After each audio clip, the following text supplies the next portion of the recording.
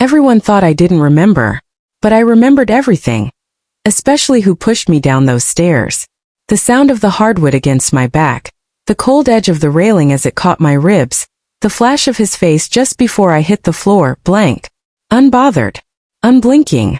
They all gathered at the hospital later, sobbing into tissues, whispering in hallways. The machines beeped in slow rhythm. I kept my eyes closed. I could hear them, every word. Mark, my husband, just outside the curtain. Maybe it's better she doesn't remember. And his daughter, her voice barely above a breath. If she asks, we say she fell. I lay there, completely still. Everyone thought I was gone, mentally, emotionally, floating somewhere unreachable. But I wasn't. I was right there, listening, piecing it all together. They held my hand, kissed my forehead, told me I was lucky to be alive. And I nodded, smiled faintly, let them believe it. I let them think I was broken, that the fall had taken more than just my footing. But the truth was, I remembered everything. Every whisper, every lie, every strange look exchanged while they thought I wasn't watching. I faked the amnesia, and what I uncovered destroyed me. Before the accident, I was Claire Caldwell, 52, wife of 17 years, stepmother to a girl who never quite let me in, volunteer at the library, the food pantry, the community garden. I baked for church fundraisers. I sent birthday cards early. I ironed Mark's shirts with lavender spray because I knew he liked the scent.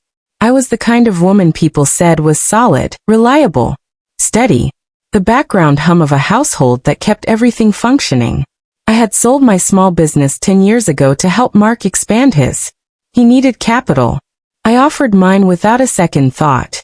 He promised I'd be part of the future we were building. But the more I gave, the quieter I became in our story. We lived in a modest 2-story house on a tree-lined street. It looked warm from the outside, lights glowing through the curtains, flower boxes on the windowsills. But inside, I started to disappear. Mark came home later and later. Always some emergency, some client dinner, some sudden need for space. He stopped asking about my day. Stopped noticing when I changed my hair or wore the earrings he once said reminded him of our honeymoon. And his daughter, Emily. She was never cruel, not directly, but cold in a way only someone raised to believe love was conditional can be. When she was younger, I tried to braid her hair the way her mother used to. Tried to be soft, supportive, understanding. But I was always the wrong woman in the right house. An echo she resented. A shadow she didn't ask for. She once told me, in the middle of a mild argument, "You're just a placeholder until my real mom comes back." She was 13. Mark didn't say anything. He just sipped his wine and changed the subject. That was when it started. The quiet erasure. The slight turns of reality. I'd come home from the store and find my keys not where I left them. I thought I was misplacing things. Then it became more frequent. My wallet moved, my scarf missing, my phone suddenly reset to factory settings. I'd mention it casually and Mark would laugh. "You're always so forgetful lately," he'd say. Or worse, "Maybe it's menopause."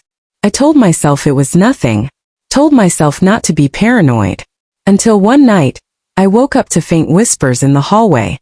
Low voices. I got out of bed and walked to the door. Silence. When I opened it, there was no one there. Just the faint smell of his cologne and a flash of light disappearing down the stairs. That same week, I started finding the fridge left open. Cabinets slightly ajar. Receipts for things I hadn't bought. I thought I was losing my mind, but now I know. I was being made to feel that way, on purpose.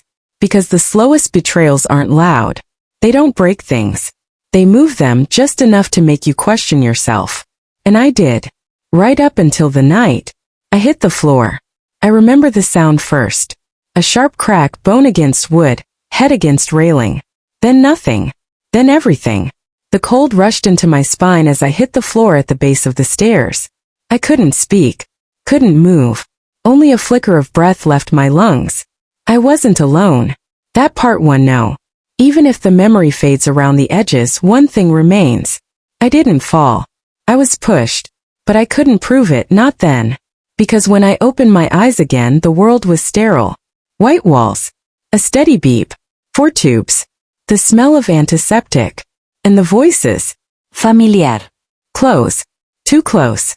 She's lucky she doesn't remember what happened. Mark. His voice low, strained, barely above a whisper. We have to stick to the story. Emily. Calm. Practiced. She sounded like she'd rehearsed it. I didn't open my eyes. Not yet. I kept still, like an actress between takes. Let them believe I was blank, drifting, gone. The doctors said it was blunt force trauma to the back of the skull and mid-spine. A possible concussion. Temporary memory loss. That's what Mark told them. That's what they told the nurses. And soon, that's what everyone started telling me. You slipped, he said the first time I tried to speak. Scared us half to death. The stairs were wet. You must have missed a step. Emily nodded like it was gospel. They looked so sincere, so rehearsed. I just blinked. I said nothing. Because I needed time. Time to understand how deep the lie went. Time to gather pieces that no longer fit together. They brought flowers. Soft sweaters. Photos from our wedding day. Mark kissed my forehead. Emily held my hand. They were overly kind. Too soft. Too watchful. They thought they had won. They thought I was floating somewhere far from the truth. But I was right there, trapped inside a body that hadn't caught up yet. I lay in that bed and listened. To their stories. To their worry. To the cracks in their timeline. The doctors thought the confusion was normal. They called it retrograde amnesia. They said it might come back, it might not. But what they didn't know, what Mark and Emily didn't know, was that my memory had never left me. Not the important parts. The coldness in Emily's voice. The way Mark avoided looking me directly in the eyes. The way his hands trembled when I asked for water with my right hand instead of my left, just to see what he'd do. They were afraid. Afraid I might remember. But the truth was, I never forgot. If this part broke your heart like it broke mine, hit that like button so I know I'm not alone. And drop a comment telling me where you're watching from. Let's talk about it. I played the part they needed me to play. Blank. Confused. Grateful. First it was harder than I expected, keeping my voice soft, letting them repeat the same lies without flinching, smiling when they told me how lucky I was to be alive, how much they loved me, how scared they were. But after a while, I stopped pretending for them, and started pretending for me. I needed access. To my accounts. To my home. To my past. And playing along gave me time. It gave me space to work quietly. I asked simple questions like where the towels were or how long I'd been out. Emily would answer like she was speaking to a child. Mark would touch my shoulder and say, "Don't stress yourself, honey. Just rest." And while they whispered in the kitchen or left the room to take calls, I started collecting. The first thing I did was turn my phone back on. They'd given me a new one. Claimed mine was damaged in the fall. But I had the cloud password. And what they didn't know was that the old phone still backed up automatically. Photos. Messages. Notes. I spent nights scrolling in the dark, careful to keep the brightness low. Screenshots. Downloads. Backups. Then came the recorder. A small, pen-shaped one I ordered discreetly from a friend who owed me a favor. I kept it tucked in my robe pocket. I'd turn it on whenever Mark came to sit by my bed, or when Emily brought me tea she claimed I liked. I caught bits and pieces at first. Did she ask anything yet? No. She just smiles. She probably won't remember the will. Just keep her calm. The will. That was the first red flag they waved without realizing it. I hadn't remembered it either, until they mentioned it. And then it hit me. I had updated it less than a year before the fall, and I hadn't left them everything. Not even close. Mark knew it. Emily definitely knew it. So if they were acting like I had, maybe they were planning to change that. The second red flag came with the mail. They'd been intercepting it, bringing me only junk envelopes, magazines. But one day when Emily forgot to check the box, I hobbled down the driveway and opened it myself. That's when I saw the bank statement. Joint account. A wire transfer. $22. Gone. The date? 3 days before the accident. The recipient? A name I didn't recognize, but the routing number was local. I printed it out, tucked it inside a book I kept by the bed. And then I started watching her, Emily. She was nervous, too helpful, overcompensating. She started cleaning up after me, even when I didn't need help, hovering while I scrolled. making excuses to borrow my phone, just to check something. So I stopped leaving it around, and I started noticing other things. Receipts stuffed into the trash under cereal boxes. Her laptop open to private messaging apps. Her giggling on the phone when she thought I was asleep. And then late one night I followed her out to the garage. She didn't hear me behind her. She was on a video call. I couldn't see who, but her voice was clear. Yeah, it went through. He said give it a few more days, she's still playing dumb. After that, it's ours. She ended the call, turned off the light, and walked right past me in the dark. Never even looked up. I stood there a long time. Longer than I should have. My knees hurt. My back ached. But the ache in my chest was sharper than anything physical. Because in that moment I stopped being confused. Stopped being scared. And started making a plan. Looking back now I see it clearly. The signs weren't subtle. I just didn't want to believe them. Emily was 12 when I married her father. She sat stiffly through our small ceremony. No tears, no smile, no interest. I brought her a bracelet that day. Silver, delicate, with a little charm that matched one on my own wrist. She took it, placed it in her lap. Never wore it. I tried everything in those early years. Cooking her favorite meals. Helping with school projects. Buying her clothes when Mark forgot. I never pushed. I never tried to replace her mother. But no matter how kind I was always the outsider. The shadow in a picture she didn't ask to be in. I remember one day I picked her up from school early. She'd fallen during gym and scraped her knee. When we got home I helped her out of the car, cleaned the wound, even put a little ice cream in a bowl the way she liked it. Mint chocolate chip with sprinkles. She looked at me with those sharp, too old eyes and said, "You're just a placeholder until my real mom comes back." I don't think she meant to break me. But I cracked a little that day. I told Mark later that night. He laughed. Said, "She's just a kid. She doesn't mean it." But she did. And he knew it. He just didn't want to deal with it. From that moment on the tension grew. When I inherited the small trust from my parents a few years later, just under $80,000, I didn't think it would cause waves. But it did. I used a portion of it to remodel the kitchen, fix the leaking roof, and set up a savings plan for our retirement. Emily found out, probably snooping through papers. She told Mark I was hiding money. He didn't ask me. He didn't talk to me. He just locked the office where we kept the files. When I brought it up, he shrugged. Said, "It's better if only one of us keeps track of things. You're too emotional with money. Too emotional." That became his phrase whenever I had a concern. Too emotional. Too sensitive. Too much. What I didn't realize then was that those words weren't about helping me. They were about disarming me. I started second-guessing myself. Started letting him handle everything, bills, accounts, the house, even the passwords.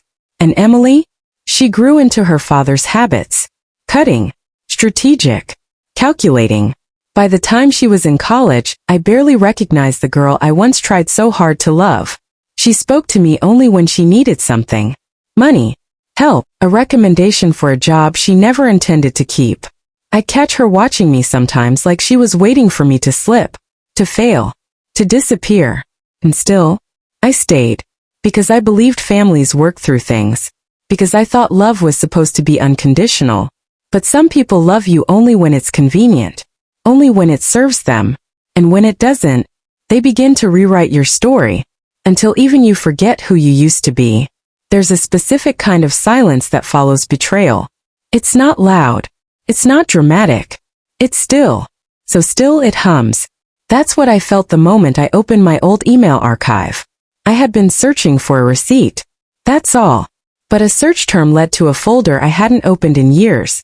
One I didn't even remember creating. It was labeled Melanie, and just like that, I couldn't breathe. Melanie had once been my person. My closest friend for over a decade. We'd met in a book club. She'd seen me through my mother's funeral. Through my hysterectomy. She was the first one I called when Mark proposed. And then one day, she was just gone. She stopped returning my texts. Missed my birthday. Never explained why. When I asked Mark about it months later, he barely looked up from his tablet. She moved out of state, he said. Her mom got sick. Didn't she tell you? No, she didn't. But I accepted it. Like I accepted a lot of things I shouldn't have. Until now. Until I opened that folder and found exactly 10 photographs. Each one stamped with a date. Each one taken just a week before I landed at the bottom of those stairs. Mark. Smiling. Standing beside Melanie in what looked like a resort cabana. Palm trees. Towel around his neck. His hand on her waist. One of the pictures. He was kissing her cheek. I blinked. Stared. Closed the laptop. Opened it again. Same photos. Same proof. Same ache in the center of my chest. It wasn't just that he cheated. It was who he chose. It was her. I scrolled further. There were flight confirmations. A receipt from a restaurant I remembered suggesting to him 2 years earlier. One he'd claimed was too expensive. And then a lease agreement. Melanie's name as the tenant. Mark Caldwell as the guarantor. The address was in the next county over. I copied the address into a map app. It was 23 minutes from our front door. 23 minutes. For a year and a half she'd been living right under my nose. While I mended fences in the backyard, she was sipping wine in a condo he paid for. While I packed his business trips, she was unpacking him into her bed. While I questioned my memory, she erased herself from my life. I sat there for a long time, the light from the screen flickering across my face. Hands trembling. Mouth dry. My best friend, my husband, a vacation, a lease, and then an accident. It wasn't random. It wasn't careless. It was calculated, planned, staged. And now I had proof, not just of their affair, but of how deep they were willing to go to erase me. I didn't cry. Not then. There was no room left for tears. Only space for what came next. I thought I had uncovered the worst of it. The affair. The money. The lies. But I was wrong. Because betrayal has layers. And sometimes the deeper you go, the more it rots. It was my 3rd week back at the house when it happened. By then I had hired a private nurse, not because I needed her, but because I needed a witness. Her name was Anna. Quiet, gentle, sharp. She didn't ask questions. She just watched. One afternoon, I was upstairs pretending to nap when Anna came into the room with shaking hands. She didn't speak at first. Just stood there, pale, holding the water glass she forgot to leave in the kitchen. When I finally looked at her, she whispered, "I heard something." I sat up. Slowly. "They didn't see me," she said. "I was just outside the office. They were arguing." I didn't say a word. I let the silence give her permission to keep going. And she did. "They were talking about the fall," she said. Her eyes wouldn't meet mine. Emily said, "We should have just let her die." Then Anna took a deep breath. "And your husband said, we didn't expect her to survive it." My hands went numb. Every part of my body stopped feeling like mine. Anna placed the glass on the nightstand and reached into her pocket. "I don't know if this matters," she said, "but I took a picture." She handed me her phone. It was a blurry shot taken through a cracked door. But I recognized the room. My home office. And I recognized what was on the desk. A document. Thick. Stamped. Signed. A will. My will. But I hadn't signed anything. Not since before the fall. And certainly not with a shaky, unfamiliar hand. That night, when everyone was asleep, I went into the office. I knew the lock code. Mark hadn't bothered to change it. I opened the drawer and found the file. My name. My signature. Only it wasn't mine. Not the way I wrote it. The date was 3 days after I fell. The witnesses? Blank. The contents? Everything. The house. The savings. The remainder of my inheritance. All of it marked to go to Mark and Emily. No charities. No friends. No backup beneficiaries. Just them. They hadn't just lied. They'd planned it. They thought they'd be burying a woman who forgot. But I was remembering too much. And now, I had proof. Some memories never fade. If you believe some wounds run deeper than time, share this video with someone who understands. And tell me in the comments, have you ever had to forgive someone who didn't deserve it? I didn't scream. I didn't confront them. I didn't slam a single door. Because I knew something now, something they didn't. They were sloppy, arrogant, comfortable. They thought they'd buried me beneath their lies. But I was still breathing. And so I began to write my own ending. The next morning, I made a call from the park down the road. A payphone, dusty and sun-faded but still working. I called Jacob Langston, my old attorney. A man who once helped me negotiate a business deal no one thought I was smart enough to understand. I told him 3 words. I remember everything. He didn't ask questions. He just said, "Come in tomorrow." We met behind closed doors. He listened. He believed me. And he went to work. The first thing we did was draft a new will, watertight, witnessed, time-stamped, notarized. Every asset removed from Mark and Emily. Everything rerouted. Then he connected me with a forensic accountant, someone who specialized in tracking hidden funds and reverse engineering fraudulent activity. Within days, the accountant discovered more than just the $20,000 transfer. He found withdrawals disguised as consulting fees, a credit card under my name used for Melanie, and a slow siphoning of my inheritance over 18 months, penny by penny just below the radar. Meanwhile, I played my part. I told Mark my memories were starting to return. Fuzzy, fragmented. I said I saw flashes of the wedding, of Emily's graduation, of the dog we had when we first got married. He smiled like a man watching his plan fall neatly into place. He even brought home flowers. Emily started baking again. Told me I was looking better. I told them how grateful I was. How lucky I felt. How I didn't know what I would have done without them. And then I invited them to dinner.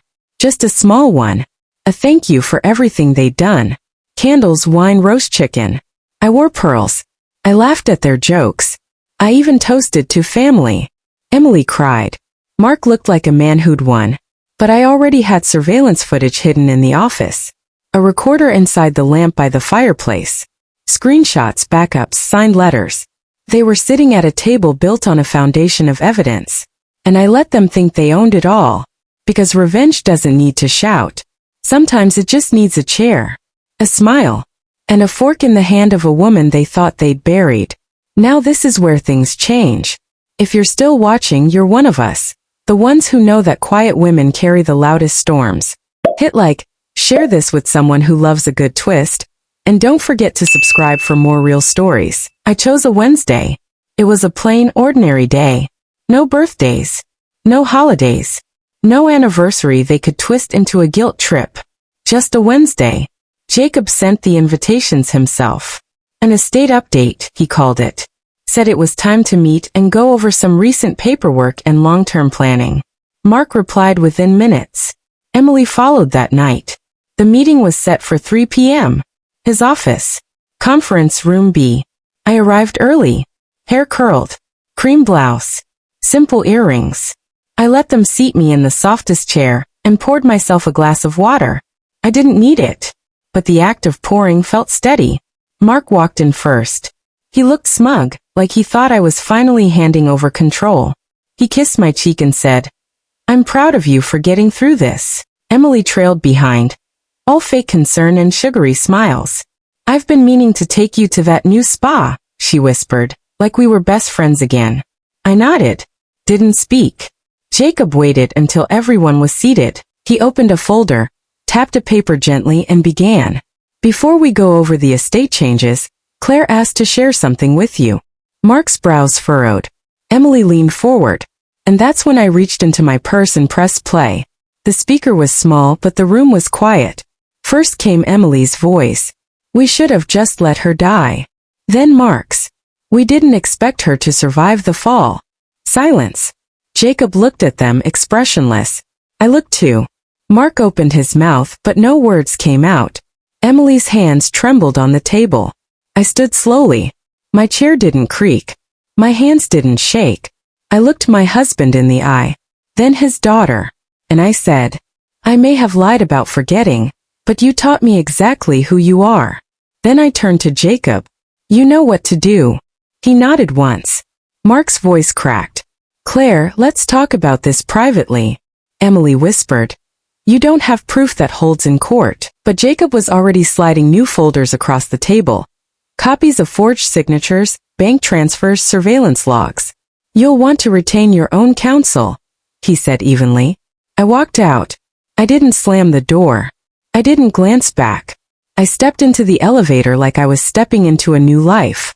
By the end of the week, the fraud report had been filed. So had the charges for attempted assault. Mark's business account was frozen pending investigation. His partners pulled out quietly one by one. Emily's college called days later. There had been a flag on a grant application. Misrepresentation of financial records. She was expelled. The house? My. The account? My. But the peace? That was the real inheritance.